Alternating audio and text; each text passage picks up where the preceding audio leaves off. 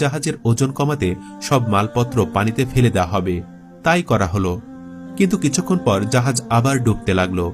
এবার ঠিক করা হলো লটারি করে যার যার নাম আসবে তারা পানিতে লাফ দেবে। এতে করে অল্প কিছু মানুষ যারা শেষ পর্যন্ত রয়ে যাবে তারা হয়তো বেঁচে যাবে। প্রথমবার লটারিতে নাম এলো হযরত ইউনুস আলাইহিস সালামের। তাই সবাই বলল, না, ইনি সাধু সন্ত মানুষ, আবার লটারি করা হোক। এভাবে পরপর 3 বার লটারি করা হলো, কিন্তু 3 বারে নাম এলো ইউনুস আলাইহিস সালামের। এবার সবাই বলল, ঠিক আছে, কি আর করা যাবে, তাকেই প্রথম ঝাঁপ দিতে হবে। বিসমিল্লাহির রহমানির রহিম বলে সমুদ্রে ঝাঁপ দিলেন ইউনুস আলাইহিস সালাম। আল্লাহর নির্দেশে একটি বিশাল মাছ এসে তাকে আস্ত গিলে ফেলল। এটি কি মাছ ছিল তা আমরা জানি না। প্রচলিত আছে এটি ছিল তিমি, কিন্তু সেটা আমরা কনক্লুসিভলি জানি না। সম্ভবত এটি কয়েক হাজার বছর আগের ঘটনা হতে পারে। অতএব এমন কোনো মাছ হতে পারে যেটি এখন আর নেই।